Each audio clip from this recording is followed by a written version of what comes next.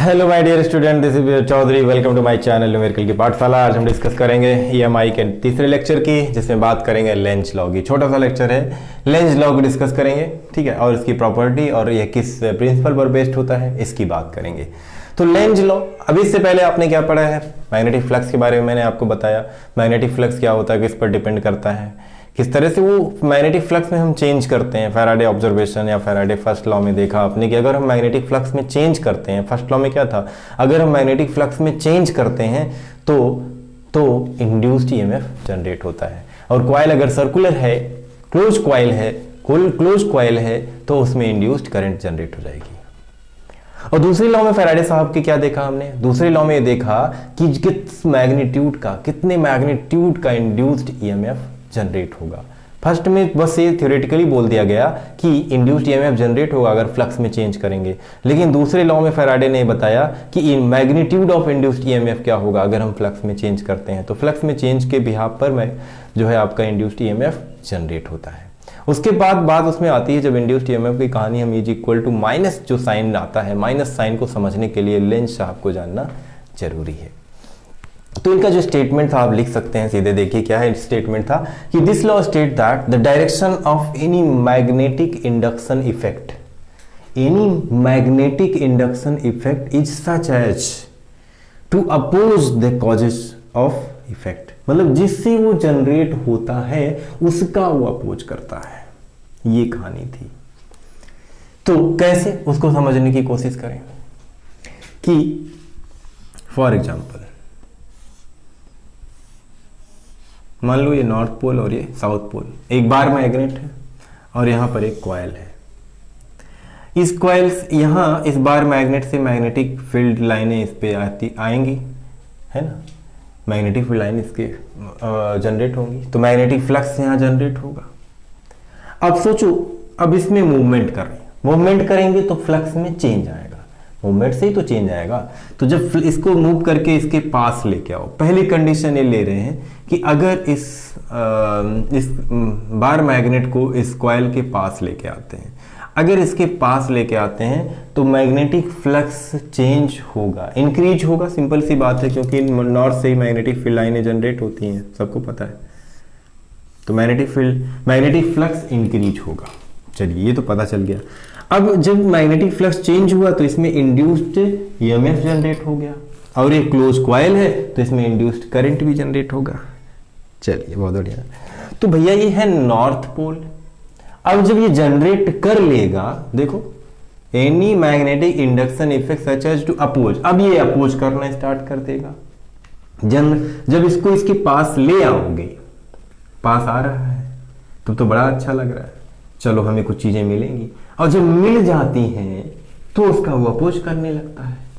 तो जब ये इसके पास आया तो इंड्यूस्ड ईएमएफ जनरेट हुआ। जनरेट जब हो गया, इसको मिल गया इंड्यूस्ड करंट, अब तो भैया ये राजा हो गया, नहीं अब हमें नहीं जरूरत है, अब इसका वो अपोज करने लगते हैं। इसका अपोज करेगा तो अपोज कैसे कर पाएगा, कुछ तो प्रॉपर्टीज के अंदर ऐसी आ जाएगी ना जिसकी वजह से अपोज करेगा। क्या आ जाएगी, सेम पोल जनरेट हो जाएगा, नॉर्थ पोल यहां भी जनरेट हो जाएगा, तभी तो अपोज कर पाएगा। इसमें जो पहले जनरेट हुई तो नॉर्थ पोल पर इंड्यूस्ड करंट का डायरेक्शन क्या हो जाएगा, एंटी क्लॉकवाइज। तो एंटी क्लॉकवाइज करंट यहां पर फ्लो करना स्टार्ट कर देगी।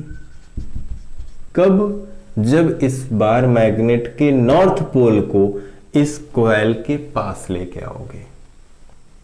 अच्छा, दूसरी कंडीशन लेते हैं। दूसरी कंडीशन, चलो दूसरी कंडीशन क्या, कॉइल इसमें इसको पास ले आ रहे थे, इसमें इसको दूर, नॉर्थ और साउथ, इसमें इसको दूर ले चलो। अगर ये दूर जाएगा तब भी फ्लक्स में चेंज आएगा, तो फ्लक्स में चेंज आया, फिर यहां इंड्यूस्ड ईएमएफ जनरेट होगा। जनरेट होते ही यह दूर जाने का अपोज करने लगेगा। यहां पास आने का अपोज था, यहां दूर जाने का अपोज करेगा। दूर जाने का अपोज करने का मतलब उसको रोकना। उसको कैसे रोक पाएगा, रोकने के लिए यहां पर अब क्या जनरेट होना चाहिए, यहां तो दूर भेजने के लिए नॉर्थ जनरेट हो गया। अब यहां दूर पहले लेके जा रहे हैं, तो जब मैग्नेटिक फ्लक्स में चेंज हुआ तो इंड्यूस्ड ईएमएफ जनरेट हुआ, क्लोज कॉइल है तो इंड्यूस्ड करंट जनरेट हुआ। अब यह कह रहा है इसका अपोज कर रहा है, दूर नहीं जाना है, दूर नहीं जाना है दूर नहीं जाना है, तो अब इसको पास बुला रहा है, पास बुला रहा है। इसका मतलब यहां नॉर्थ पोल अगर है तो यहां कौन सा पोल जनरेट हुआ? साउथ पोल जनरेट हो जाएगा। अब ये साउथ पोल जनरेट हो गया, इसका मतलब अब देखो नॉर्थ और साउथ, अब इसको अट्रैक्ट करेगा, दूर नहीं जाने देगा। अब यहां पर साउथ में जानते हो करंट कौन सी जनरेट होती है? क्लॉकवाइज। तो इसमें क्लॉकवाइज करंट जनरेट हो जाएगी।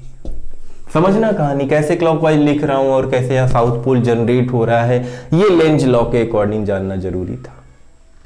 अच्छा, दूसरी बात, लेंज लॉ बहुत ही आसान है, कुछ है नहीं खास इसमें। मतलब ये है कि जो इंड्यूस्ड ईएमएफ जनरेट होता है वह अपने जनरेशन का अपोज करने लगता है। जहां से जनरेट हुआ, जिससे पैदा हुआ उसी को अपोज कर रहा है, उसको अपोज करने लगता है।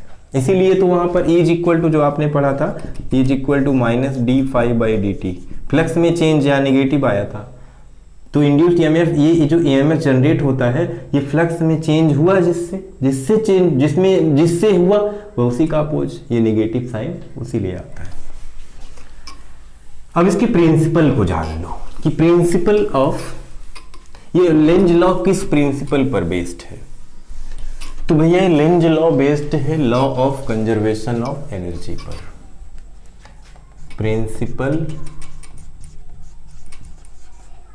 Principal of Lenz law. तो लिखेंगे आप, this law is based on law of conservation of energy. This law is based on the law of conservation of energy. कैसे? जैसे मान लो कि एक वुडन ब्लॉक है, m मास का एक वुडन ब्लॉक है, एक लकड़ी का ब्लॉक है, और इसमें एक रस्सी से इसको बांध दिया गया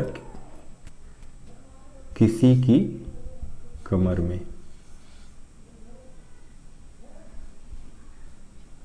ठीक, ये इधर मूव कर रहा है लड़का। अब इसकी कमर में बांध दिया गया, ये रस्सी इसकी कमर में बांध दी गई। इसने 100 जूल की एनर्जी अप्लाई की। समझना बात को, 100 जूल की एनर्जी लगाई आगे बढ़ने के लिए। 100 जूल की एनर्जी लगा करके ये आगे बढ़ रहा है। ये तो कोई एनर्जी लगा नहीं रहा, इसकी कमर में रस्सी बांध दी गई। अब ये ब्लॉक आगे इसी पर डिपेंड है, ये आगे जाएगा तो ये भी जाएगा। इसने 100 जूल की एनर्जी लगाई। अब तो ये मूव किया और ये भी मूव किया। इसको मूव करने के लिए मान लो 40 जूल की रिक्वायरमेंट थी। तो ये 40 जूल इसको मिला कहां से?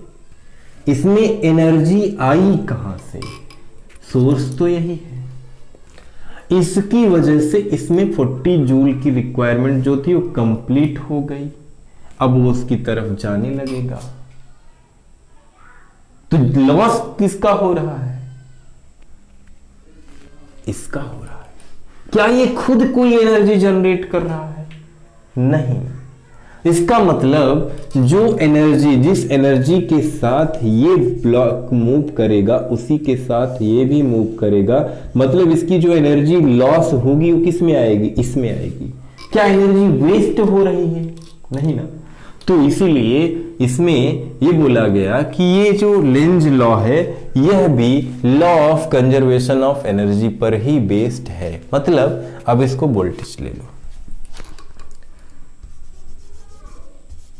मान लो कि कोई एक सोर्स ऑफ सप्लाई है ए और ये बी। अब इसके पास ये रखा हुआ है। अब यहां अगर इसके पास 100 वोल्ट है, अब इसकी फील्ड में एक ब्लॉक बी रख दिया गया, इसमें जनरेट हो गया 20 वोल्ट। इसकी वजह से इसमें 20 वोल्ट जनरेट हुआ। तो 20 वोल्ट इसमें जनरेट हुआ तो ये मिला किससे, इसको इसी से मिला। अब ये भी वर्क करेगा, इसका मतलब इसमें बचा कितना, 80 वोल्ट। समझ रहे होंगे आप, लेकिन मैं थोड़ा सा जनरल आइडिया दे रहा हूं। 80 वोल्ट, अब ये 80 वोल्ट है और ये -20 वोल्ट इसमें जनरेट हुआ है, तो इसका मतलब एनर्जी जो लॉस हुई +20, ये इसको दे दिया। तो इसका मतलब एनर्जी जो इसमें लॉस हुई है, इसने एनर्जी को गेन कर लिया, तो एनर्जी तो कहीं वेस्ट नहीं हुई, हो ही नहीं सकती ना। तो इसलिए बोला जा सकता है कि Lenz law is also based on the principle of law of conservation of energy. 1 marks का क्वेश्चन यहां से बन जाता है। चलिए तो एक एग्जाम्पल ले लें। देखिए एक क्वेश्चन लिया थ्योरेटिकली समझाने के लिए लेंज लॉ के बेस पर। कह रहा है कि bar magnet is brought near a solenoid as shown in figure, will the solenoids attract और रिपेल द मैग्नेट। क्या करेगा? क्वेश्चन समझ रहे हैं कि एक हमारे पास बार मैग्नेट है और एक सोलेनॉइड्स है। अगर हम इस बार मैग्नेट को सोलेनॉइड्स के पास ले जाएंगे, ठीक है, पास ले जाएंगे, तो अभी मैंने आपको बताया कि अगर हम पास में लेके जाते हैं तो क्या करेगा, रिपेल करेगा। तो रिपेल, आंसर तो रिपेल हो गया, लेकिन कहानी समझो। अब इसके पास ले जाएंगे तो रिपेल करेगा ना। अच्छा, और अगर इससे दूर ले जाएंगे तो अट्रैक्ट करेगा। तो एक प्रॉपर्टी से और भी समझा जा सकता है, फ्लक्स से।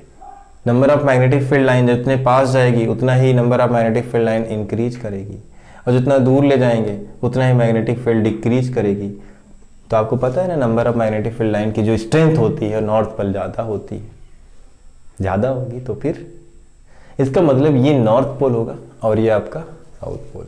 तो बोल सकते हैं कि यहाँ पर अगर देखा जाए पास में जाएगा तो इसका डायग्राम कुछ ऐसा बन जाएगा। ये नॉर्थ पोल है, ये साउथ पोल है, और ये इसके पास जा रहा है, तो यहाँ कौन सा पोल जनरेट होगा, नॉर्थ पोल जनरेट हो जाएगा अगर ये इसके पास जा रहा है। नॉर्थ पोल अगर जनरेट हो जाएगा, इसका मतलब यहाँ पर क्या होगा, रिपल्सन। तो इस तरह से अगर प्रॉपर्टी आपको पता है तो आप उसका आंसर बहुत आसानी से बता सकते हैं। अगर ये किसी क्वेश्चन में होता है कि ये bar magnet is away from the solenoid, brought away from the solenoids, will solenoids attract और रिपेल ईच अदर, तो उस केस में क्या हो जाता, अगर आप इसको दूर ले जाते, ये नॉर्थ और ये साउथ, इसको आप दूर ले जाते, दूर ले जाने का मतलब क्या हो जाता, दूर ले जाने का मतलब ये हो जाता कि यहाँ पर साउथ पोल जनरेट होता, फिर इसको अट्रैक्ट करता है, तो यहाँ पर अट्रैक्शन आ जाता। तो नेचर के साथ साथ डायग्राम भी आप इसका बना सकते हैं बहुत आसानी से। तो ठीक है, ये आज छोटा सा ही लेक्चर था लेंज लॉ का, इसका आप कंप्लीट नोट्स बनाएं। नेक्स्ट वीडियो में हम बात करेंगे नेक्स्ट टॉपिक की, तब तक के लिए पढ़ते रहें।